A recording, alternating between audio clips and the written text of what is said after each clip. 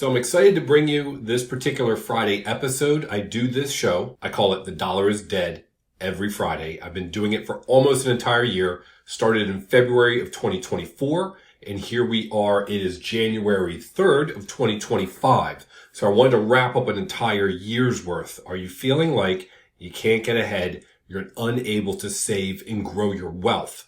Why? Because the dollar itself is dead and inflation is causing problems. So I go over this every time. But what I do every Friday is trying to show alternatives. In other words, other things you can do with your money so that it preserves wealth over time and doesn't lose value. What do I mean by that? Well, first off, you make money and then you save money. And the more you can save, obviously, the better. If you look at some of the statistics on millionaires, you'll see that a lot of them have created wealth over time. And many of them will say it's not what they made, it's what they saved. But what makes a big difference, particularly in the last 10, 20 years with such high inflation, is it's not just what you save, like how much money you save, but how you save it. Are you just putting dollars in the bank, or are you turning it into other assets? That's what the rich do, whether it be real estate or commodities or stocks, whatever it may be. So every Friday, I show you those alternatives and an easy way to do that. Two things I want to show you to drive the point home, and then we're going to look at what would have happened if you followed this strategy in 2024, and here we are a year later. First, take a look at this graph, because this shows you that over the last 100 or so years, if you had saved $100 in cash, you'd have about $3 in purchasing power. In other words, you would have $3 in your wallet to go buy something. Now, I've done shows before showing, hey, if you had turned that $100 into gold, it would be worth substantially more. Even if both of them, one went in the bank and got a return and you just held gold, and what would happen? You would still end up with significantly more with the gold. But listen to this gentleman here for making the point what I've been trying to drive home for the last year for people. Inflation is theft that the government does so that they can do things that they know you'll vote against. They can inflate the money supply, which leaves the same number of dollars in your bank account, but gives them some of the buying power. The right way to think about 2 or 3% inflation is the government saying, look, we're going to steal 2 to 3% of your money without having to ask you for it, without having to make it an official tax. We are going to take it from you. And because we do that, saving money doesn't serve you, because your money will be worth less tomorrow than it is today. Okay, now look at this blue chart here, because this is what I do every week. The first three at the top, savings, 3-month CD, or 3-month treasury. I consider those to be equivalent to cash, because it's either cash in the bank or it's just a 3-month like CD that will come due in 3 months and you'll get that money out. And over time, you can see all of 2024 is paying 0.42, 1.5, 4.58, not much at all. When you look at inflation, and I've shown that chart before, and here it is here, you can see there's a period where inflation was 8 to 10%, and that is horrible. And that inflation is not going away. That's why prices are still high. So now look at the blue chart, and you can see commodities. What if you would put some into gold, some into silver?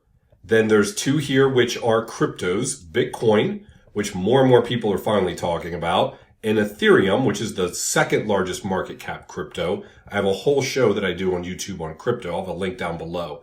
But those are 4 different commodities. And then, if you see, we have the Dow Jones and S&P 500. Okay, so the first 3, savings, CD, treasury, didn't go up much, basically at inflation, if you were to average them out. Then you look at gold, 26.71, silver 29.99, and compare it to the first column, which was February, it's up significantly. Bitcoin, 96.916, Ethereum, 34.41. Then you look at the Dow Jones, the close of 42.392, and the S&P 500, 5.888. Okay.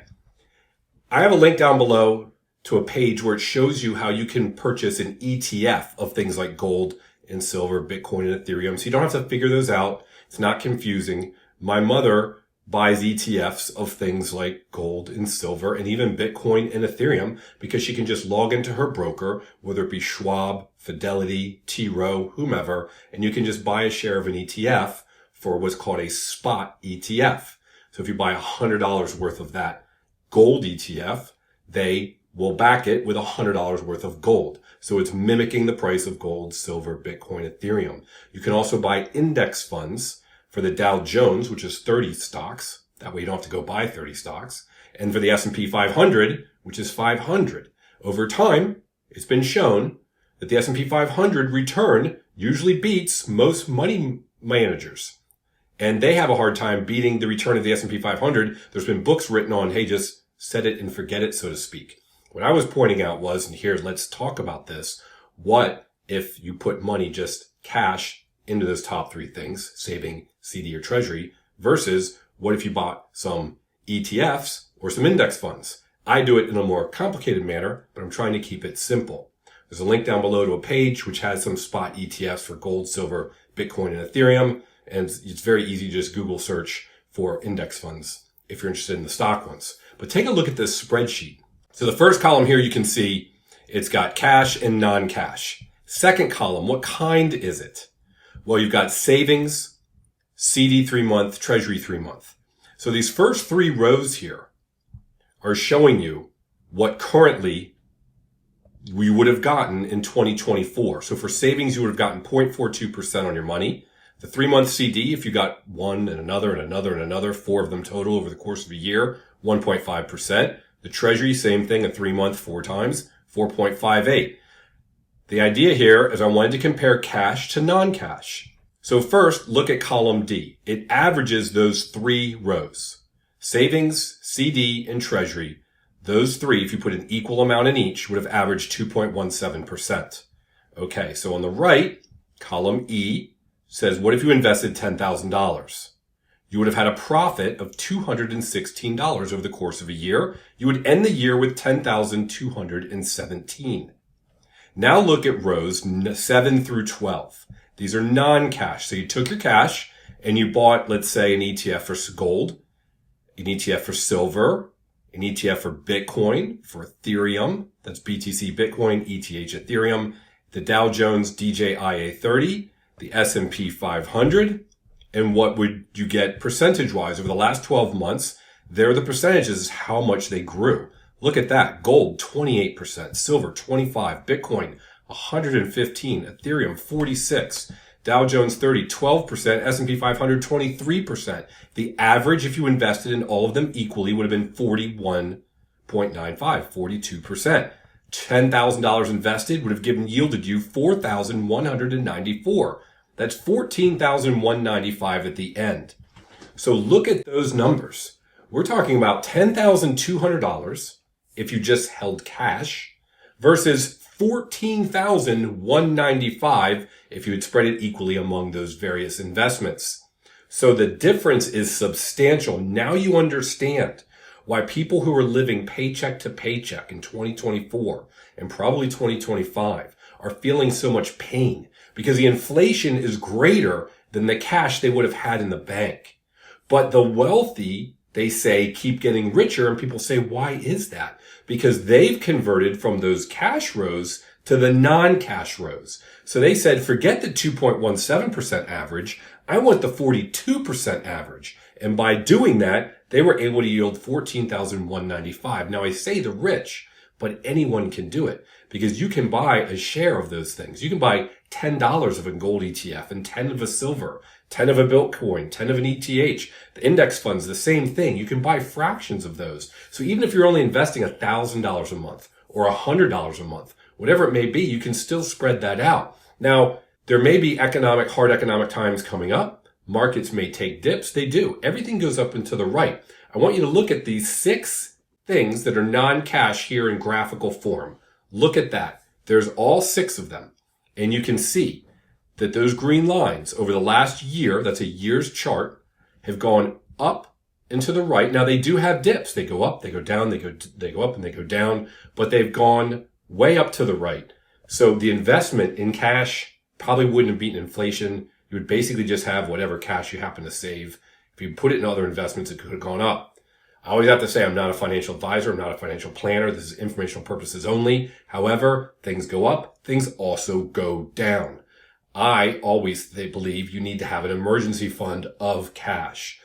Whatever you're comfortable with. 3 months, 6 months. It depends on your lifestyle and how much expenses you have. I have videos on how to create them easily and quickly, how to make them last longer. I've got links down below as well, because what you don't want to have is a situation where you have to sell some assets when the markets are down to pay bills. So if you've got a cash buffer, you try to make sure that the money you have invested isn't money that you're going to need right away in case markets happen to be down, because they do go down. But over time, if you look back 5 years, 10 years, 20 years, 50 years, you're going to see all of these things go up. You know it. Cars have never gotten less expensive. Houses don't get less expensive. We have had dips like the 2008 when houses went down substantially, some areas 50% or more, and that could happen again. But over time, things do go up and to the right. So I hope this year end showed you graphically, specifically looking at, hey, $10,200 versus $14,000, maybe consider holding things other than just cash. That's my message to you. I do this every Friday. Most importantly, I put out videos constantly about how try to help you get out of debt. Various ways to pay off your car, pay off your home. And I go through all kinds of ways. And some of the ways I'll show you are amazing and some are not great, but I like to show them so you understand how they all work. If you watch other people's videos and you want to compare them, it's good to understand how do they each work, because they apply a little differently depending upon your circumstances. I don't know your circumstances. You would have to put it into the various calculators, the various methods to see what works best for you. I hope this is helpful. And I always have to say, hey, wake up, because banks don't care about you. The government doesn't care about you. It's up to you to take control of your financial future. So you need to understand these things and educate yourself financially as best possible. Thanks for watching.